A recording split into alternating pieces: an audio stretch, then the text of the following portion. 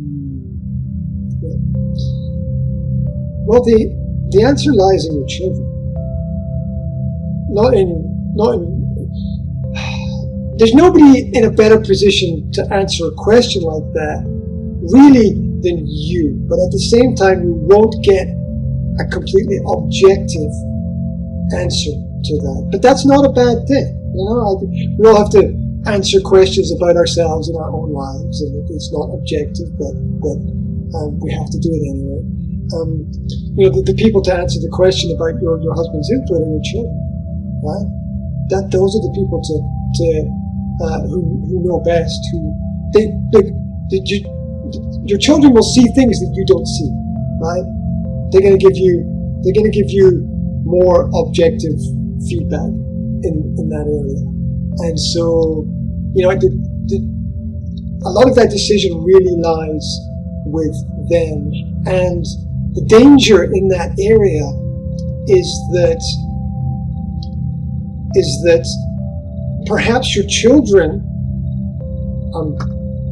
this is kind of a risky thing to say, but perhaps your children would at certain times side with your husband because they know the way that you react to certain things is negative.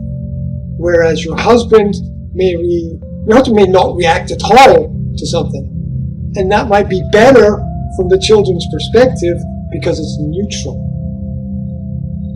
So that's what I said earlier when I said that your son controls his action, you control your reaction, and that's what matters, is how you react to the situations. Yeah? Because it's really, really crazy that sometimes in life, less is more.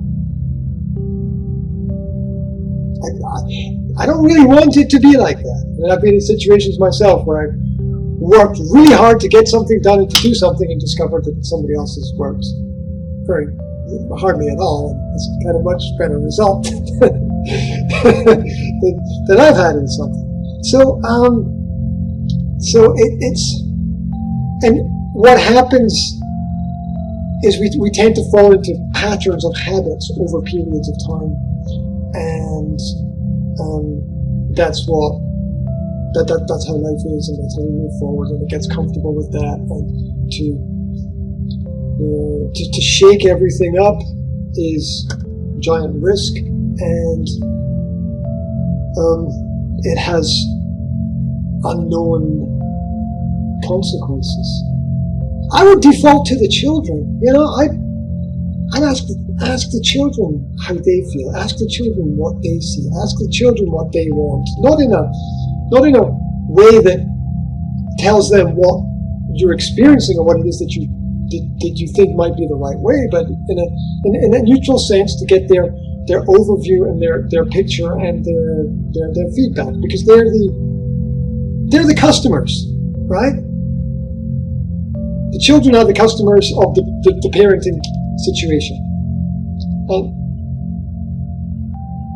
Yeah, absolutely. We definitely want their feedback on. And look, I say this to my 3 kids. I say, how am I doing? Am I doing okay? Is there something I need to improve? Is there something that you don't have that I need to do? Is there something that I've done that you don't like? Is there something I can provide for you? Yeah, because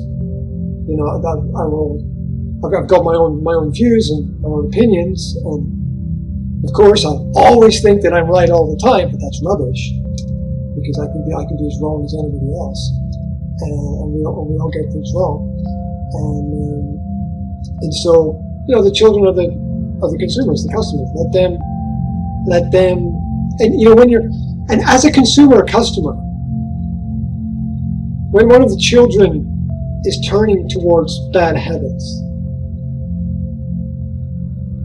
it's not about them.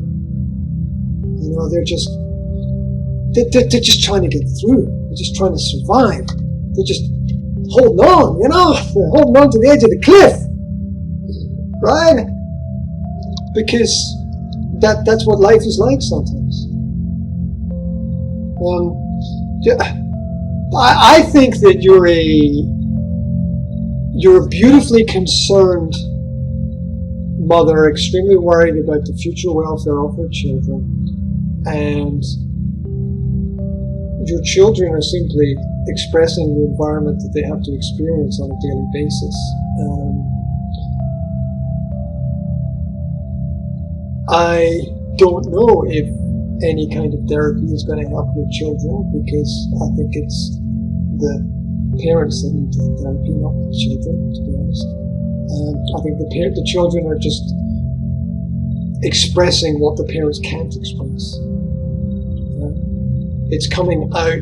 What you can't say to your husband can't say to you, and you can't talk about openly in front of the children, is coming out in the children's parents. Because they know it all. They won't tell you for another 20, 30 years, right? And somewhere down the road, you'll be 70, 80 years old, and they'll tell you then, right? They'll tell you then about everything, but not right now. I think that children have this overview where they're almost completely aware of everything that's going on, and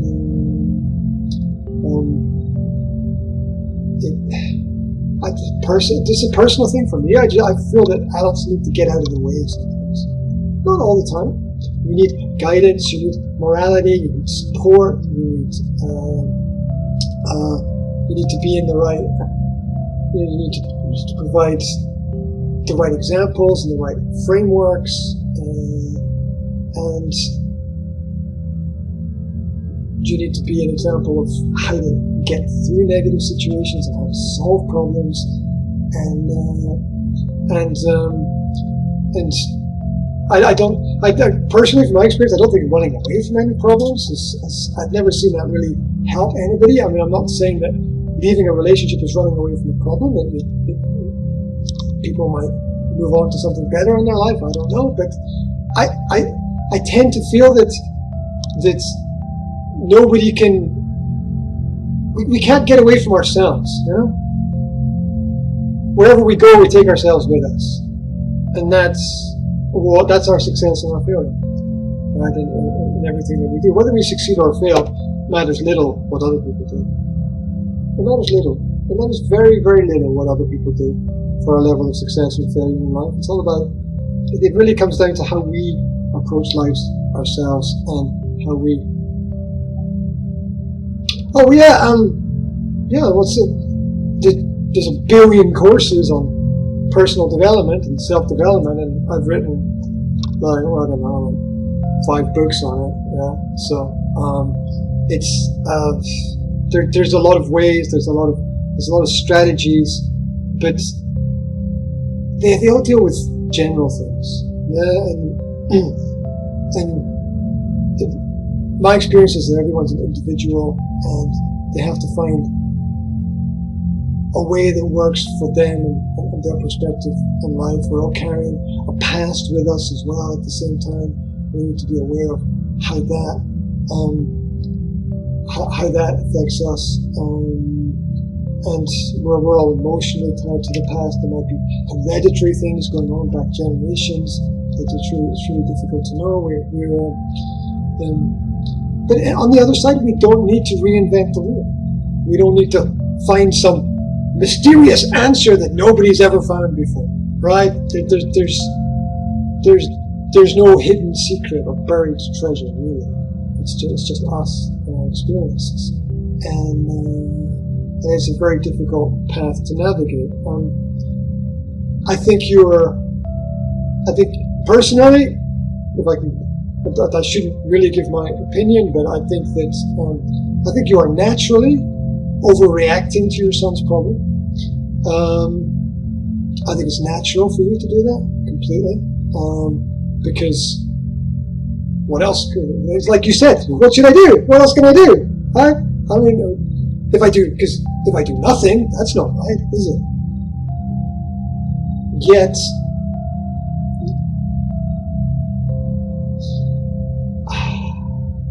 yeah, but yeah, but I mean, there's that definition of nothing where we want to oversee and observe without getting involved. Right? The manager gets involved in screaming and shouting at the sideline, but the coach is up in the stands, right? Getting this more tactical overview perspective. And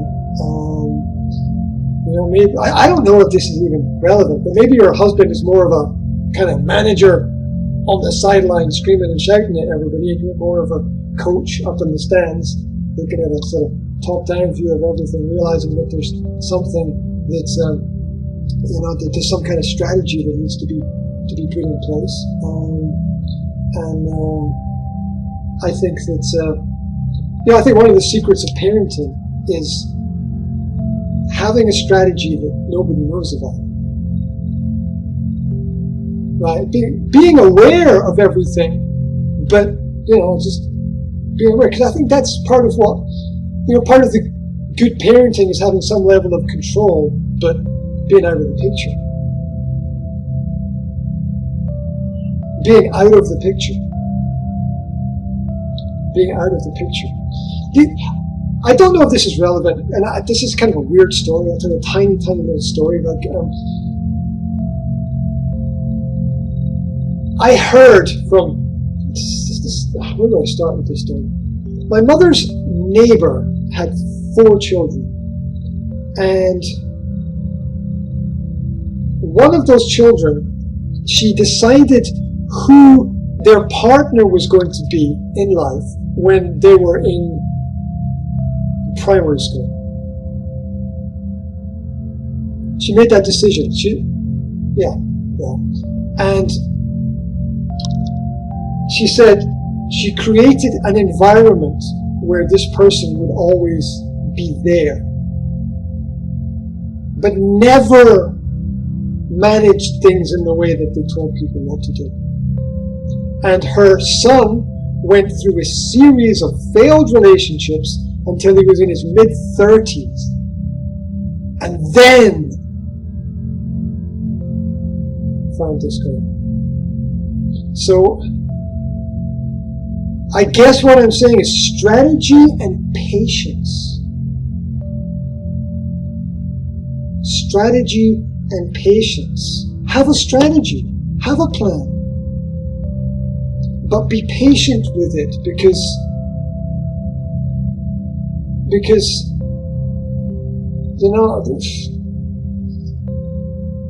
only God knows all the reasons. So be patient with that. Those expecting results don't understand why we're here on the planet, right? Everyone's expecting results for themselves. No. All the results belong to God, and God alone. That's it. They're not ours. Someone says to me, "Oh, you did that really well. You did that very well. Well done." I say, all glory to God, right?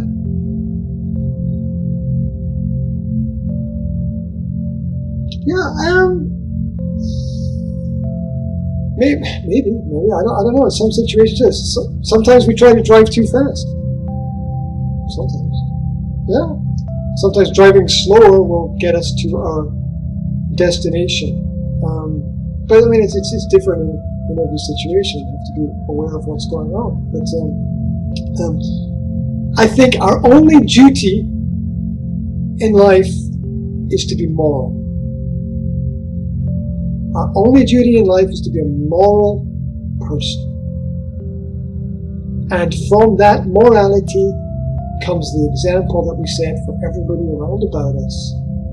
And there then needs to be no instruction, because it is all automatic, because we see it happening.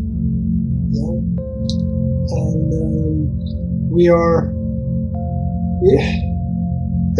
it's natural. We all want some level of control over things.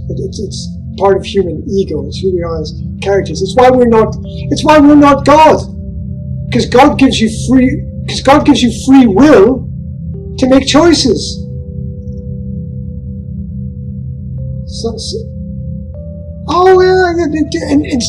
And it's good, you want to have the car under control when you're driving the car. We want to have some level of control. When we coach the team, we want the team to play in a certain way. We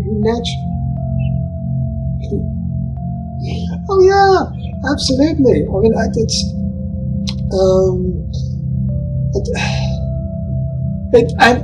somebody just on the other side of that, somebody said to me, "You are trying to control your children," and I said, "Yes, of course I'm trying. Of course I'm trying."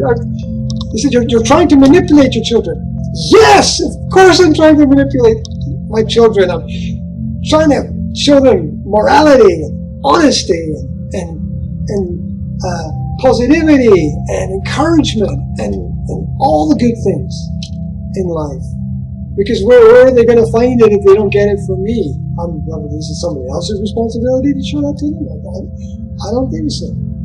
So it again comes down to ourselves. And really, really, really deep down inside, a parent knows that if the child fails in something, that the finger points back at themselves. We all know that deep down inside. Yes, there's still an individual character. Yes, everyone's still different. But and we don't get things perfect, and when we try to get things perfect, we mess things up terribly sometimes, right? Because we all want that certain level of perfection in things, and sometimes when you bake a cake, you don't know if the cake is going to be great or bad or better than the last time or whatever. There's always that element of unknown in there as well. So I think that it starts with having a positive approach, with trusting our children in their decisions, however bad and terrible and wrong, which we have a right to express. Yeah? If in anything, if someone says, "I'm going to drive from A to B and I'm going to go this way," I can go, "That's wrong. That's not doing it. It's wrong." Okay? But feel free. Maybe by going that way, the long way, you have a great adventure. And maybe as